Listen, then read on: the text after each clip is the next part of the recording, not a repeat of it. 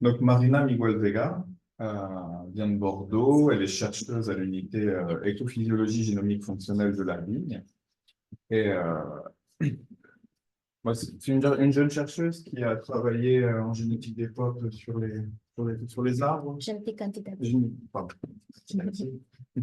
Sur les arbres. Et puis là, tu passes à un niveau un peu différent sur la vigne. Et donc, je vais te présenter les travaux. Bonjour à tous. Ça marche? Merci pour l'invitation à participer de cet événement festif très sympa que vous avez préparé. Ça marche pas? C'est pas lui. Il était pas là. Et merci de l'opportunité de présenter ce travail que c'est une question de recherche que je démarre. Donc, il y aura quelques résultats aujourd'hui et beaucoup de perspectives. Et donc, j'ai voulu un peu illustrer le travail qui m'a amené à collaborer avec les SNRGV parce que je travaille sur l'étude de la diversité des espèces de vitis sauvages qui ont un intérêt pour l'innovation variétale des porte-greffes de vignes. Donc, pour un peu mettre en contexte la question des recherches, comme vous le savez, la vigne, c'est une espèce pérenne qui est cultivée et greffée depuis la fin du 19e siècle, quand il y a eu l'introduction d'un insecte ravageur des racines qui a été introduit en Europe et qui a dévasté la plus grande partie des vignobles. Et depuis à ce moment-là, ils ont trouvé la solution de cultiver la vigne greffée sur des génotypes d'origine américaine qui étaient naturellement résistants au phylloxéra. Et donc, c'est une espèce qui est propagée végétativement et une espèce pérenne, donc de longs cycles d'amélioration génétique pour pouvoir obtenir de nouvelles variétés. Donc, la question des porte-greffes a été très étudiée à ce moment-là, quand il y a eu le problème de la crise de phylloxéra, parce que maintenant, elle est cultivée et greffée dans la plupart des vignobles du monde, sauf quelques exceptions. Et ici, je mis un tableau où on peut voir les 6 porte-greffes le plus utilisés en France. Et vous pouvez voir la date d'obtention qui est quand même très ancienne. Le dernier porte-greffe qui a été obtenu en France, c'est le Nemadex, est obtenu par Alain Bouquet de l'INRA en 1987. Et comme cette solution a bien marché, depuis, il y a pas, ça a bien marché, donc on s'est intéressé plutôt au cépage et le porte-greffe, c'est une question qui a été moins étudiée. Mais on sait que le porte-greffe, donc ça va développer l'organe racinaire, donc ça va être à l'interface entre le sol et la plante, donc il va être responsable de fonctions très importantes pour la plante, comme l'acquisition des nutriments, de l'eau, et il peut participer à la résistance à d'autres pathogènes ou ravageurs du sol. Et aujourd'hui, on sait qu'il y a beaucoup d'échanges entre les porte-greffes et les greffons, et donc qu'il y a une influence dans les deux sens. Et donc aujourd'hui, ça représente un levier pour améliorer l'adaptation de la viticulture au changement climatique et aussi pour participer à le développement d'une agriculture plus responsable où on utilise moins d'intrants et moins de produits chimiques. Parce qu'en plus, le potentiel de choisir des porte-greffes qui soient bien adaptés et c'est qu'ils sont moins contrôlés, par exemple, dans les appellations d'origine, où vraiment il y a les cépages qui doivent être utilisés et les porte-greffes ne font pas partie de ces régulations. Et donc, aujourd'hui, il y a 31 porte-greffes qui sont inscrits au catalogue en France, mais seulement 5 d'entre eux représentent 70% des plantations. Et en plus, ici, à droite, c'est illustré un peu les relations d'apparentement entre les différents porte-greffes. Donc, en noir, ce sont les porte-greffes inscrits au catalogue français, et en rouge, d'autres porte-greffes étrangères qui sont testées dans l'unité pour voir le potentiel d'inscription rapide au catalogue. Et on peut voir les espèces originaires de ces porte-greffes. Et donc, on voit que majoritairement, il y a 3 espèces qui ont été utilisées, Vitis berlandieri, Vitis rupestris et Vitis riparia. Et des études récentes qui ont été faites dans les collections des ressources génétiques en Europe et en Amérique du Nord, des études qui ont été faites avec des marqueurs microsatellites, ont montré qu'il y a un fort apparentement entre le porte-greffe qui était développé et que ces 3 espèces, berlandieri, Vitis rupestris et Vitis riparia, sont dans l'apparentement de la plus grande partie des porte-greffes. Et en plus, dans ces 3 espèces, il y a 3 accessions, donc Rességuier 2 pour Vitis berlandieri, Rupestris du Lot et Riparia goulard de Montpellier, qui est souvent utilisé comme parent dans les croisements de porte-greffes. Donc, il y a une faible diversité génétique et donc un potentiel pour introduire de la diversité génétique dans de nouveaux porte-greffes. Et ça tombe bien parce que les espèces de vitis sauvages ont une forte biodiversité. Donc, pour les espèces de vitis qui nous intéressent, qui ont 19 chromosomes, et il y a un autre genre, le Muscadinea, qui a 20 chromosomes, qui est aussi intéressant parce qu'elle apporte beaucoup de résistance à des maladies, mais c'est beaucoup plus difficile à hybrider. Donc, il y a une grande diversité des espèces en Amérique du Nord, intéressant pour sa résistance au phylloxéra, mais aussi des espèces en Asie et en Eurasie. Il y a le Vinifera sylvestris, de laquelle provient l'espèce cultivée, Vitis vinifera cellula. Et donc, toutes ces espèces, c'est un complexe d'espèces qui montrent, qui brident beaucoup entre elles de façon naturelle. Et donc, elles sont très faciles à croiser et sont très proches phylogénétiquement. Un autre challenge quand on étudie le porte-greffe, c'est qu'on travaille avec les phénotypes qui nous intéressent, fait partie d'un organe souterrain et d'une espèce pérenne, donc qui met entre 5 et 7 ans pour arriver à un état adulte. Et donc, c'est très difficile, d'accès très difficile. D'accès très difficile, donc vrai challenge de faire un phénotypage à haut débit. Donc, souvent, on étudie des états plus jeunes, dans des conditions contrôlées, en hydroponie ou dans des rhizotrons, pour pouvoir faire des mesures sur le développement racinaire. Et le gros challenge aussi de l'innovation variétale de porte-greffe, c'est que on cherche des idiotypes qui combinent beaucoup de traits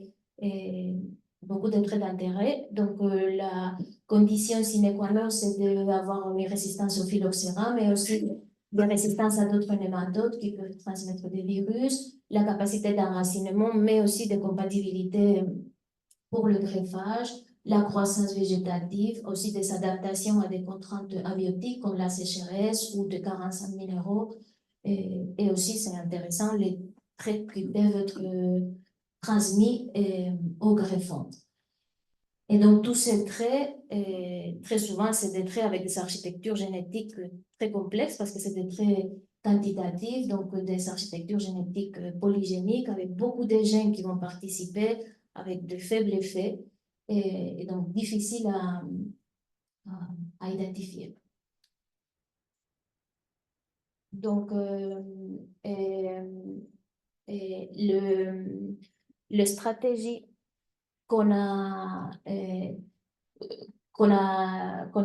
choisi pour démarrer un peu l'étude du déterminisme génétique des traits d'intérêt pour le porte-greffe, que ce soit des traits de résistance abiotique ou biotique, c'est de faire une approche de méta-analyse des QTL et de profiter de tout le travail qui avait été déjà fait et de tout le phénotypage qui a été déjà fait, qui est publié dans la littérature, pour étudier d'une façon intégrée et combinée le déterminisme génétique de tous ces traits. Et ça nous permettrait de voir les différentes régions et d'identifier des régions avec un effet pléiotropique qui pourrait influencer différents traits et qui serait intéressant à regarder plus en détail.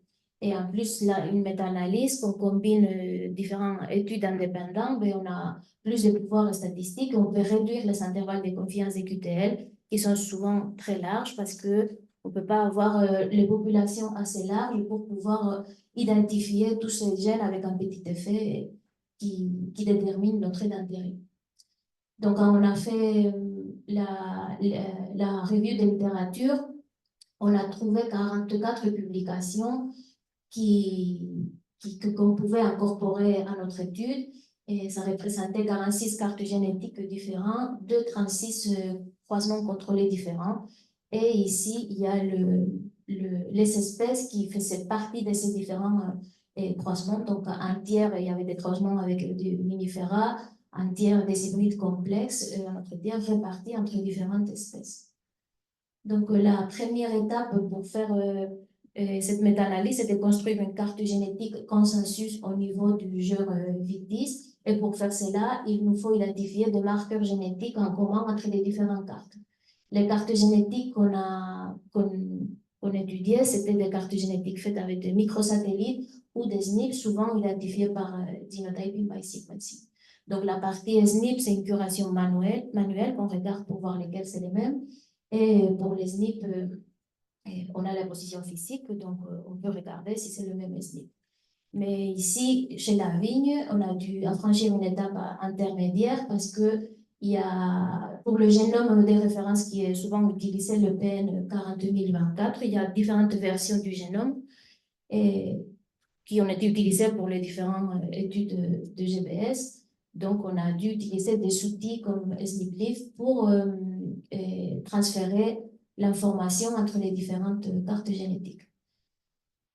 Et aussi, c'était très rare de trouver vraiment le même SNP dans différentes cartes génétiques. Donc, on a dû trouver des fenêtres du génome où on considérait que le pouvoir de résolution des cartes génétiques n'était pas assez puissant pour vraiment pouvoir discriminer le marqueur. Et on a assigné le même identifiant au marqueur qui était dans ces fenêtres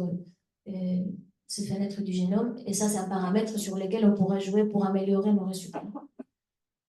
Donc, avec le marqueur génétique qu'on a identifié en commun entre les différentes cartes, on utilise un package du RLP-Merge pour faire un ordonnement. Donc, il n'y a pas de recalcul de fréquence de recombinaison, c'est simplement une programmation linéaire pour réordonner les marqueurs et trouver la carte génétique consensus qui minimise l'erreur par rapport aux cartes composites qui sont introduites.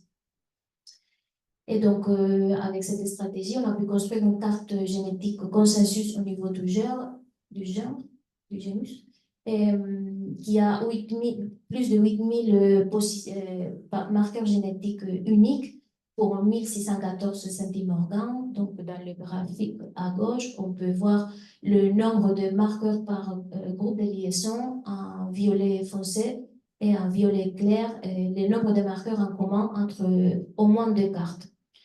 Et à droite, on peut voir que l'intervalle entre différents marqueurs est réduit par rapport aux cartes composites. Donc, la deuxième étape pour faire la méta-analyse, c'est de projeter le QTL qui était identifié dans chacune des cartes génétiques sur notre carte consensus. Et pour faire cela, on utilise un logiciel développé par l'unité de génétique végétale de Lyon, c'est Biomercator. Et à nouveau, on fait une étape intermédiaire parce que dans les différentes études, il peut y avoir différentes méthodes pour estimer l'intervalle de confiance des QTL. Et pour standardiser ça, on s'est basé sur deux formules qui ont été développées par des études de simulation avec différents types de populations.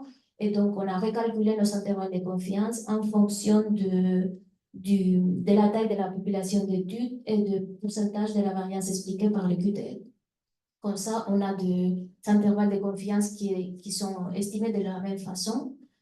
Et donc, avec ça, on peut projeter nos QTL et on a utilisé une méthode qui est proposée dans les logiciels pour faire la méta-analyse des QTL.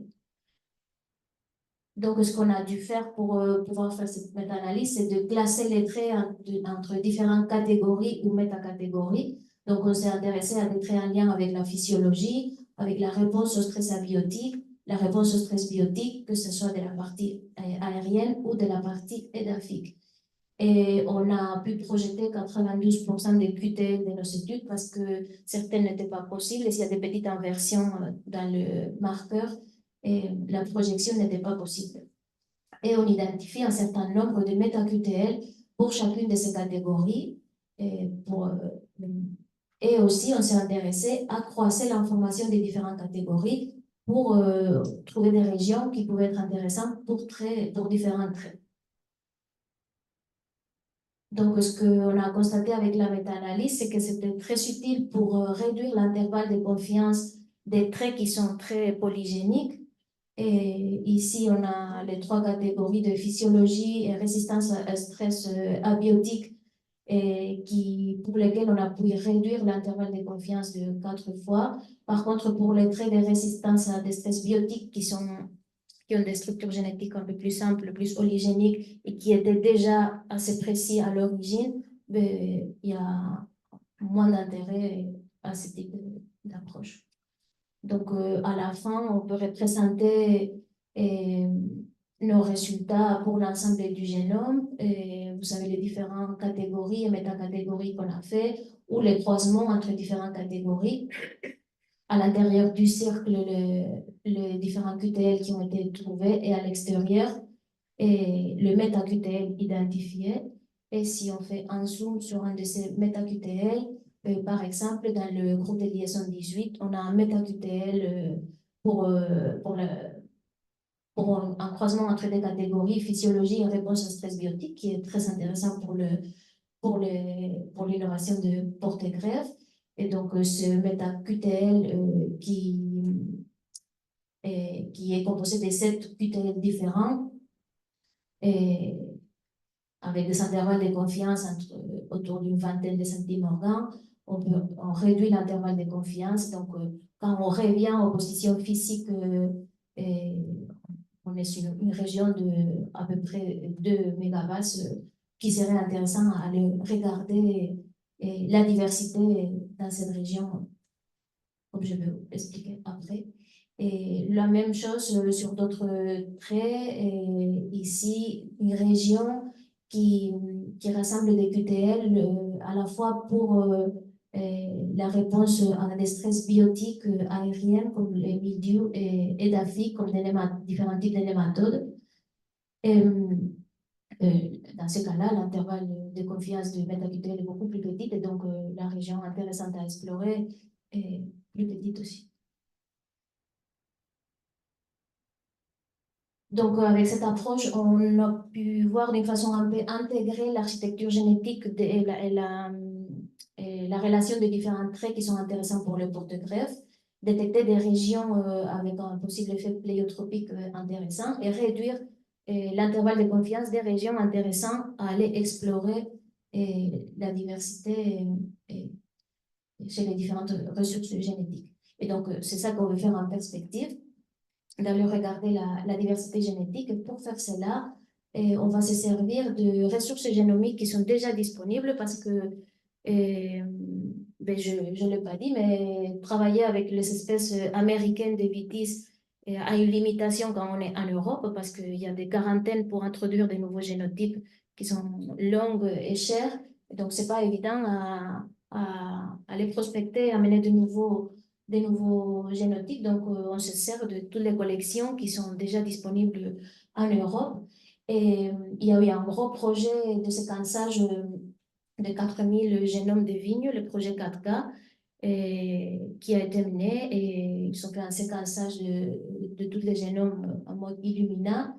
Et donc, il y a beaucoup de cépages de vinifera, mais il y a aussi des espèces américaines et asiatiques qui ont été séquencées. Et donc, dans la collection de ressources génétiques qu'on a à Bordeaux, à GFV, il y a une grande partie des accessions qui ont été séquencées, une grande partie de vinifera, mais il y a aussi 24 espèces différentes américaines et asiatiques qui ont été séquencés. Et donc, avec ces données, pour la partie de la collection de Bordeaux, on a déjà fait un appel de variants, on a identifié 9 millions de SNP avec lesquels on peut commencer à explorer. Pour le moment, c'est que le début, on s'est juste intéressé à voir un peu les structures génétiques des différentes espèces. Donc ça, c'est juste un analyse des composés principales avec ces 9 millions de SNP où on peut voir un peu la proximité entre les différentes espèces. Donc, on a nos espèces qui sont souvent utilisées pour les porte-greffes, Riparia, Berlanderi, Rupestris est là. Et donc, il y a des espèces qu'on est en train de phénotyper et qui montrent des traits intéressants, comme Acerifolia ou Candicans.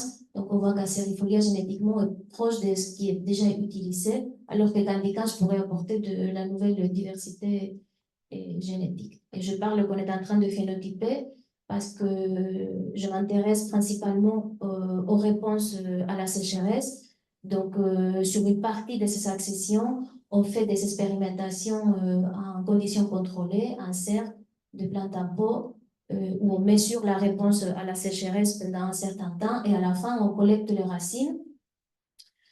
Et pour mesurer, on les nettoie, on fait des scans pour faire a posteriori une analyse d'image avec des logiciels spécifiques de l'analyse d'image des racines et qui nous permet d'obtenir différents traits sur lesquels qui peuvent être intéressants pour les porte-greffes.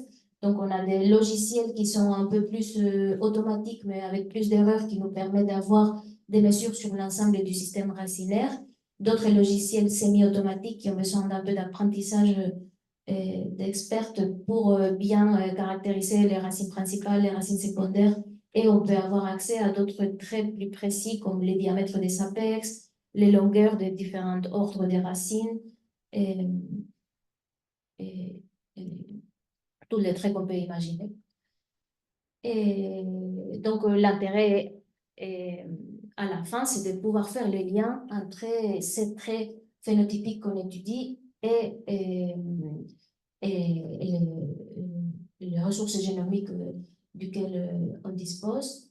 Et donc, pour faire cela, et c'est là que ça a commencé la collaboration avec le CNRGV, et on voudrait faire des études d'association basées sur des pangénomes pour justement pouvoir s'affranchir de tous les biais ou diminuer le biais qu'on introduit quand on se base sur un seul génome de référence et donc pouvoir tenir compte de la diversité de variations génétiques qui vont déterminer le phénotype.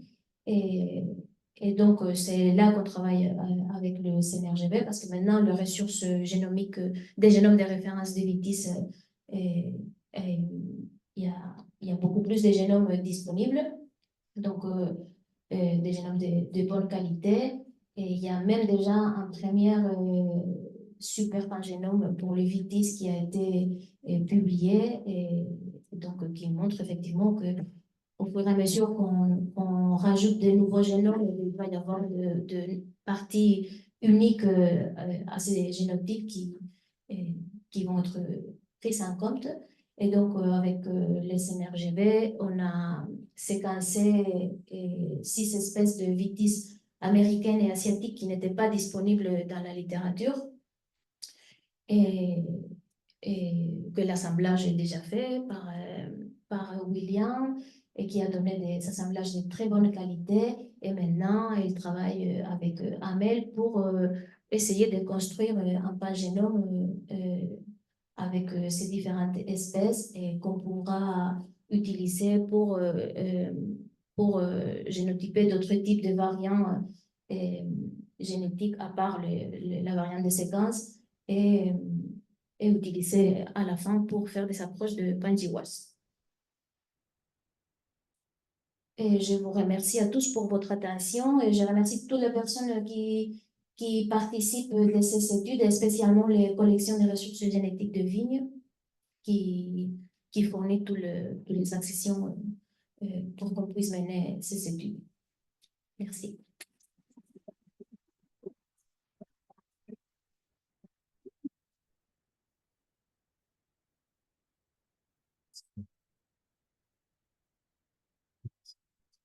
Moi, j'en ai une petite très naïve. Euh, Là, si vous changez le rootstock, quand vous allez faire la greffe, est-ce que l'un des premiers phénotypes que vous allez regarder, c'est est-ce que ça va impacter le vin au final, enfin le goût ou ce genre de choses? Parce que si vous trouvez le super porte-greffe, mais qui modifie le goût du cépage, Ben, ça fait partie des études qui sont faites quand on cherche de nouveaux porte-greffes. Oui, ça peut, parce que c'est démontré que oui, ça peut influencer. Ben, c'est pas les critères le plus important. Oui.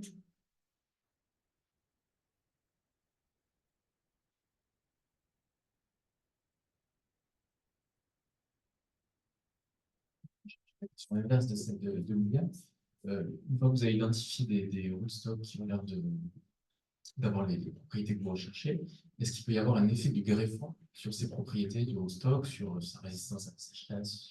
Oui, bien sûr. Ben, les échanges sont dans les deux sens. Le greffon peut influencer aussi le développement du système racinaire. Et donc, c'est pour ça que toutes les études qui se font avant l'inscription au catalogue sont compliquées pour les espèces greffées parce que il faut tester ces interactions. Donc, tout va être dépendant du génotype qu'on choisit pour, euh, pour utiliser comme greffon. Mais ça fait partie de ces tests qu'il faut faire avant une inscription. Et est-ce qu'il y a une base génétique à cette réponse du greffé par le greffon? Oui, il y a une base génétique et du coup, il y a un article qui a été publié par les collègues du labo, un étude de QTL, où ils ont trouvé des effets du greffon sur le développement racinaire. Et pareil, un contrôle génétique sur le porte-greffe, du contrôle de la transpiration de la partie aérienne. Donc oui, c'est génétiquement contrôlé.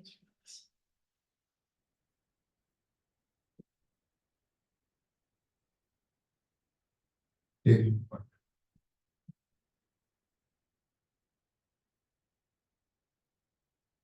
Si moi j'ai une question sur le phénotypage de la racine, est-ce que la structure, le poids est directement en fait en lien avec les capacités quelque part de la racine? Parce qu'on peut imaginer en fait une structure identique, mais avec des capacités différentes de récupération d'azote, de minéraux. Est-ce que est-ce que ce lien est établi?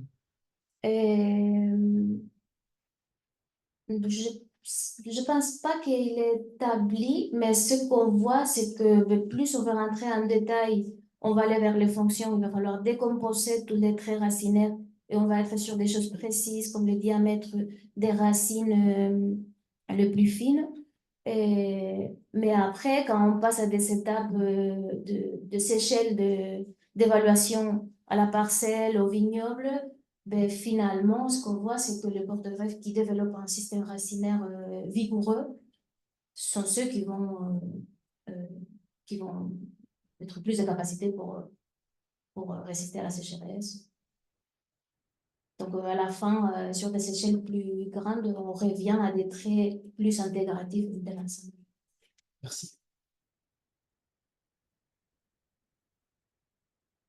Et pareil, au niveau racinaire, est-ce qu'on connaît, enfin, symbiose, tu en aurais parlé, j'imagine, mais il y a quoi avec les micro-organismes à ce niveau-là? Il y a quelque chose qui est...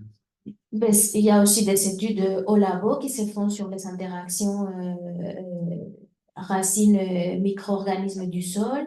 Et il y a un effet du génotype aussi, donc probablement génétiquement contrôlé aussi le recrutement des micro-organismes bénéfiques. Ça va dépendre du génotype du portefeuille. Merci tout le monde. S'il n'y a pas d'autres questions, on va aller à la pause. Donc,